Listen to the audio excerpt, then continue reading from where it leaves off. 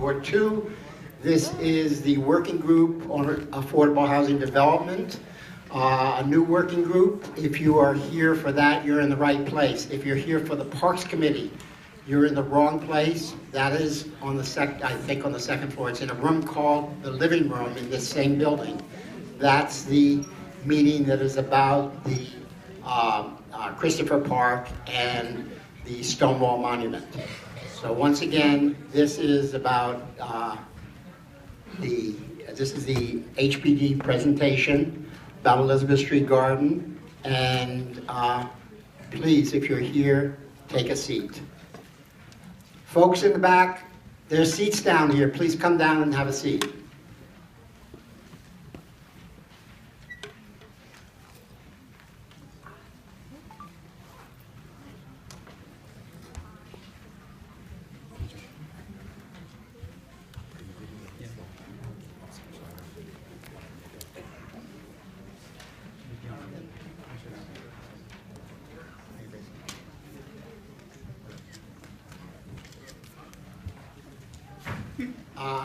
Hi everybody, my name is Toby Bergman. I'm Chair of Community Board 2. I'm also interim chair of this new working group. This is our first meeting of this working group. The work meetings, any subsequent meetings we have will be on our calendar, and they will also be open to the public to attend. We don't know at this time how many or when those meetings will be. The first thing we are taking up as a working group is Elizabeth Street Garden, specifically the presentation tonight by Housing Preservation and Development concerning Elizabeth Street Garden. I'm going to introduce our working groups: Keen Bergers, Susan Wittenberg, Jonathan Jabal, Dan Miller, and Sandy Russo, and myself. What we're going to do tonight, so that you all know and don't get impatient with us, we are going to start out with a few statements, one by supporters of the Keeping Elizabeth Street Garden a Garden, followed by statements from elected officials and representatives, specifically Councilmember Margaret Chin is here, and she will speak, and perhaps some representatives of other elected officials. And if you are out there, I can't see that well, but if you are out there, please come on down so that you're ready to speak when that happens. After that, HPD is going to be giving a presentation telling us, well, you'll find out what they're telling us, but they're telling us about their intentions, their proposed process in the coming months and coming more than a year with respect to putting out a proposal for Elizabeth Street Garden site. After that, this committee will ask them questions, and our questions will be specifically about their presentation and about the process. Those questions are not going to be about all the other issues that we know are very important with regard to Elizabeth Street Garden. We also, as a courtesy, always invite our other board members who are here today to ask questions as part of that. After that, we will, after those questions, we will move forward with a public session, at which point anybody who wants to speak and who's filled out a speaker's card will have an opportunity to speak. So with that, we're going to go straight to a presentation from garden supporters. And if you want to come up to the, why don't you come up to that mic is fine, or to the podium, whichever you prefer. Podium's okay. And just introduce yourselves and. Good evening. We're going to give about a total of 20 minutes for all the presentations prior to going to the HPD presentation. I'm going to use a minute and 2 seconds. My name is Kent Barwick. I live in Mott Street, where I've lived since 1972. If somebody came here from Mars tonight, they'd say, oh, this is a deeply divided community. This is not a divided community. This is a community that has learned over the years to work together, to achieve things together. We have suffered together. I lived in the block a long time. The first time anybody in the Italian community ever spoke to me was the afternoon of 9/11. And I couldn't get down the street because my ID didn't say I lived on Mott Street. And an elderly voice said, "It's okay, he's from the neighborhood." And I felt, even in the midst of the terror of that horrible day, that we were together in this. There's no reason for New Yorkers that care about seniors, and New Yorkers that care about housing, and New Yorkers that care about open space to be divided. I congratulate the community board on setting up this task force. This is exactly the right approach. I want to say to our colleagues in HPD, I'm a former government employee. I used to go to these meetings for a living. As you do, I know they're never any fun. Nobody ever thinks of you as the star of the meeting. You can do no good. But there is a role for government, and that role is to build consensus. That role is to listen and to work with people on all sides of issues and to build a satisfactory way forward. New York lost a great man a few months ago in John Zuccotti. Many of you think of him as a developer, head of Brookfield, but he was probably the most successful city planning chairman we ever had. He developed around New York 62 community plans where developers, communities, unions, the fire department, the police department, the MTA, all got on the same page. That's the role that our community board, I'm proud to say, is playing, and I hope that HPD will take inspiration from this and start to work collaboratively, not only with this community, but with all communities. Thank you. Woo!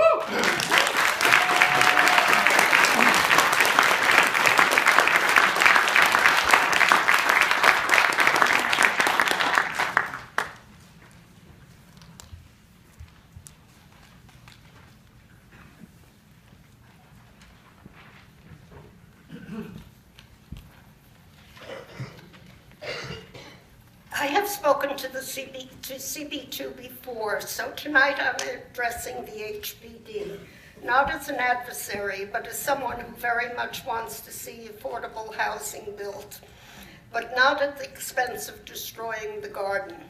My name is Renee Green. I am 84 years old, and I have lived across the street from the garden for 9 years. In an apartment I bought 3 decades ago when I was planning my retirement from what was to be a very long career in local government in Livingston, New Jersey.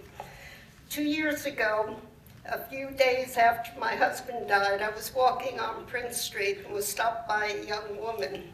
She told me how sorry she was to hear about my husband.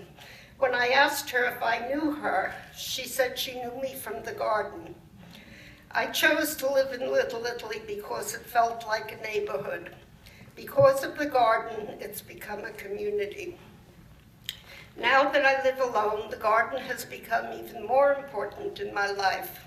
I am riddled with arthritis, and I never know when a flare-up will happen. This fall it became so excruciating that I couldn't walk more than half a block, but I was able to go across the street to the garden and talk with people I know, and even those I don't know. There is no other public green space in the entire city that is like the garden, and I've spoken to people who come from other boroughs. Everybody loves it, and I'm not even talking about the amazing programs for people of all ages. In conclusion, I am asking the people on the HPD to think about this. Would you consider tearing down the High Line to build affordable housing? Why then even think about destroying the magical space that is the Elizabeth Street Garden? Please, let's work together to achieve what we all want.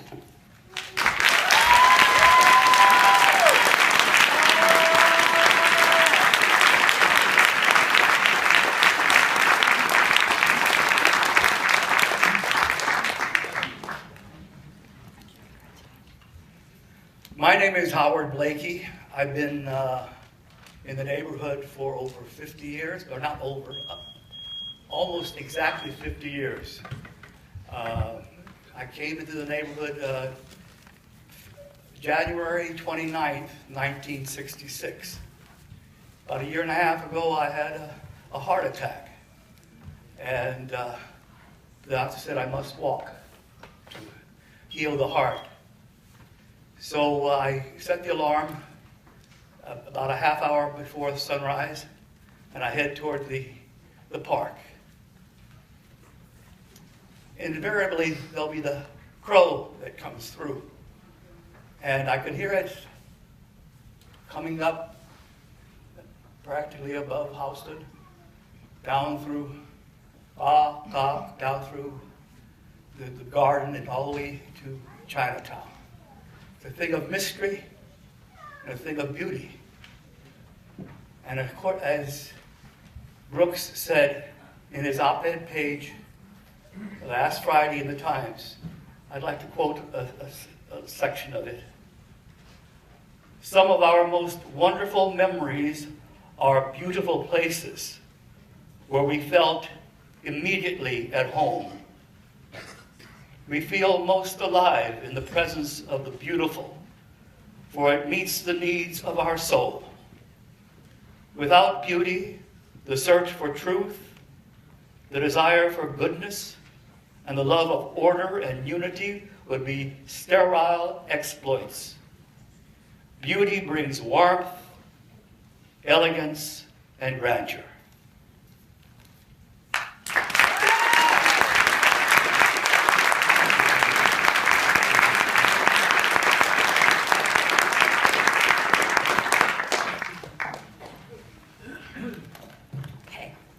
My name's Janine Kiley. I'm one of the board members for Friends of Elizabeth Street Garden, and I'm here just to talk about, we walk around the neighborhood. There is not a single garden or green park from Bowery to the Hudson River, from Canal to Houston Street, except Elizabeth Street Garden. We have 3 square feet of open space in Little Italy and Soho. That's about the size of the chair you're sitting in right now. The garden is also part of the only downtown Manhattan neighborhood that the New York City Parks Department itself says is deficient or underserved in terms of open space. So despite the clear need for park space, the huge crowds here tonight, 1,500 letters of support from our neighbors, nearly 5,000 email subscribers, hundreds of volunteers, support from former New York City Parks Commissioner Adrian Benepe, and 16 parks and community groups, many of you have representatives here tonight, despite the support of Community Board 2 and many elected officials, including we received a letter today from Congressman Jerry Nadler. We have support from Assemblymember Deborah Glick, Senator Daniel Squadron, Senator Brad Hoylman. Despite this tremendous base of community support, we are still here. We are here tonight, though, to show our support for 2 things. To show our support for the garden and our support for building more affordable housing for seniors. We want both. And we have worked hard to find alternative locations in our community, in CB2, locations where even more affordable housing can be built without destroying Elizabeth Street Garden. Last month, Community Board 2 passed a resolution in support of developing affordable housing, including senior housing, on a portion of the Hudson Street Water Tunnel shaft site, but only if Elizabeth Street Garden is preserved in its entirety as a public park. There's also 2 Howard Street, a parking garage for the U.S. Department of Homeland Security. It's a great location for senior housing. We are here tonight to urge our elected officials, the representatives, HPD, and the de Blasio administration to take a CB2-wide approach to meeting both the affordable housing and open space needs of our community. Instead of pitting these 2 worthy causes against each other, let's figure out a way to do both. Thank you.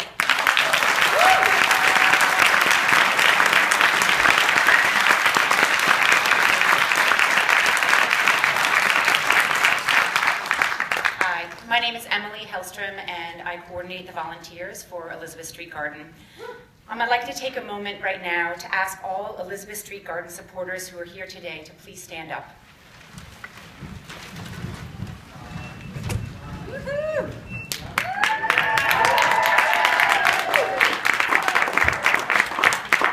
We stand here tonight in solidarity. All of us here believe that this piece of land, Elizabeth Street Garden, can best serve our neighborhood as a unique, public, green, open space. And when we say neighborhood, we mean everyone. The seniors, the children, the people who live in 400 square foot apartments, the people who live in affordable housing, the people who have lived here for generations, the newcomers who have just moved here, small business owners, students from nearby PS1, gardeners, yogis, Tai Chi practitioners, outdoor movie night fans, all the neighbors and friends who have come together around this piece of land and made it a community space. Now, you've heard the numbers and the statistics, but what you need to know is that those numbers are actually people. These people. These people have volunteered countless hours and worked tirelessly to transform this space into something more than just a garden, more than even an outdoor community center. They have turned Elizabeth Street Garden into the soul of our neighborhood. But they did not stop there. As a community, it was not enough to simply declare that the space should be a garden and turn our backs on senior housing.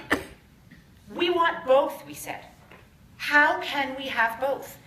And CB2 and our elected officials listened. Together, we identified 2 sites, the water tunnel shaft at Hudson and Clarkson and the parking lot at 2 Howard Street, both of which could provide more units to seniors than the garden. CB2 already passed a resolution, as you heard, in support of building housing on the Hudson Street site if the garden were preserved.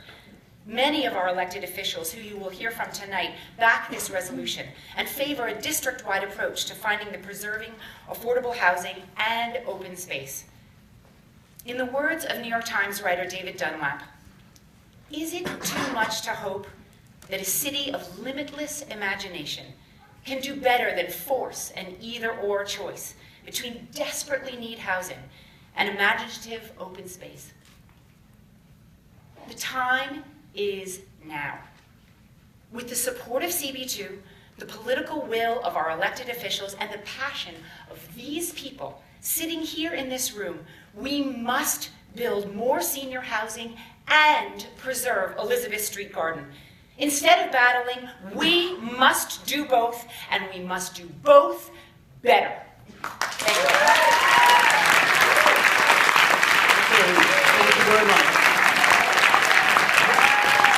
Thank you. Please, let us continue. We have a long agenda tonight. Council member, would you like to come up? Council member Margaret Chin, you're going to speak.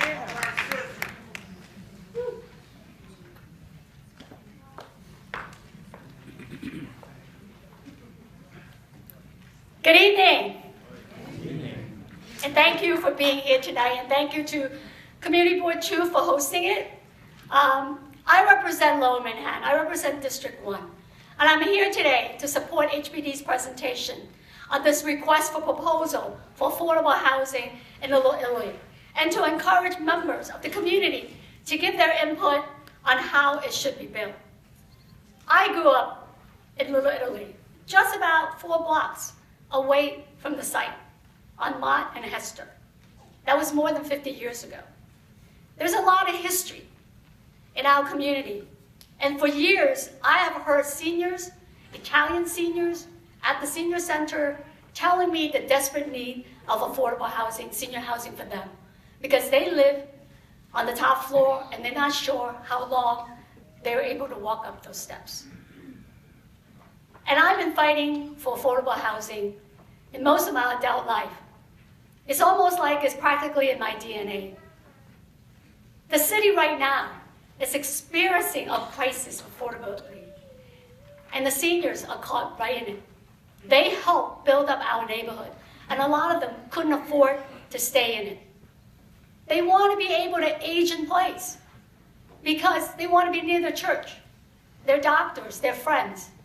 And a lot of them are not able to do that. An example, like Adele Sarno, at age 85, she was facing eviction. And we all tried to help, and we couldn't find an affordable apartment for her that she could stay in the neighborhood. Seniors like Adele, they need to be able to stay in the neighborhood that they love. And this site is so important. It's because it's right next to the 21 Spring Street site that was built in 1983. Government have not invested in affordable housing in this neighborhood for more than 3 decades. And people who live near the site, they know about the history of the site, that you're talking about your beautiful garden that you have helped build. And it's wonderful that you have put so much effort in there. But for the longest time, that site was padlocked. It wasn't open to the public. Please, All right? please. So, right now, we are waiting to hear from HPD in terms of the RFP presentation. And I hope that the presentation is informative and that you engage in the process to bring about desperately needed affordable housing to the heart of Little Italy. As in any development, the project can include open space, play space for the benefit of our entire community. We just have to work together to secure the maximum amount of benefit from the city-owned site for New Yorkers who desperately need both affordable housing and open space. It can be done on the site. So I thank you for being here on behalf of our seniors who are desperately waiting for senior housing, and I look forward to hearing your input, and I look forward to the HPD presentation. Thank you. Thank you very much for coming here tonight. Are there elected official representatives who, yes, Charlie Anderson and who else? Yeah, come on down, introduce yourselves. We do want to get to the presentation in 5 minutes or less, so hopefully read your statements as quickly as you can. Thank you very much. Yeah, come on.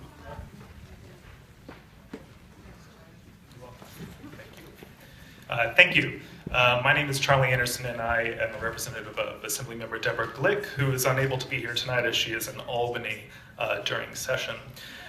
Just a short statement from her.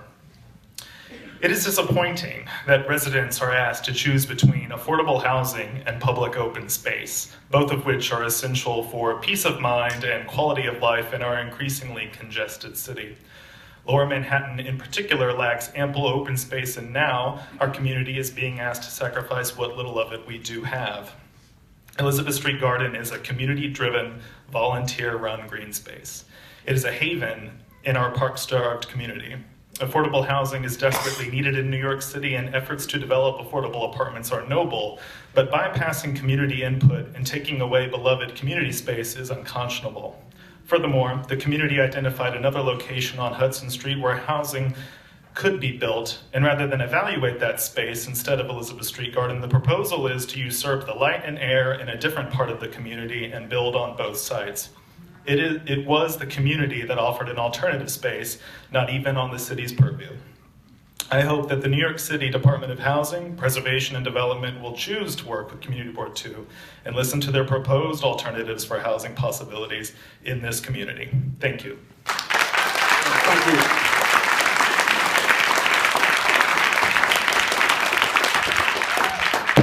Hi there, my name is Eric Mayo. I'm with State Senator Daniel Squadron's office.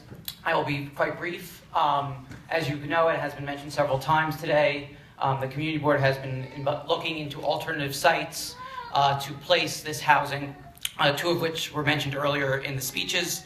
It's our position that the city should work with CB2 to determine the best location for this housing that works for the community. Thank you.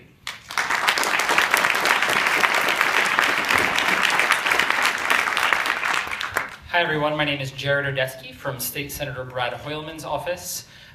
Senator Hoylman applauds the very hard work of CB2 in passing a resolution last month that we believe balances the need for green space and the desperate need for affordable housing in CB2.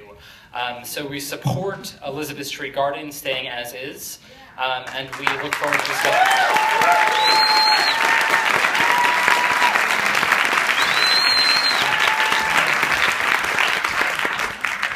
Hi, I'm Erica Baptiste from the Manhattan Borough President Brewer's office, and our office just wants to encourage community input with this public review process, and we also feel that because the community board has requested that other sites are evaluated, we support HPD looking into other sites and just listening to all sides of this. And just to maintain an open dialogue in this process. Okay, thank you very much. With that, we're going to move ahead with the presentation from HPD, if you guys are ready. Just as they get going, we would like to move this along, and we'd like to do it in a very respectful and efficient way. Community Board 2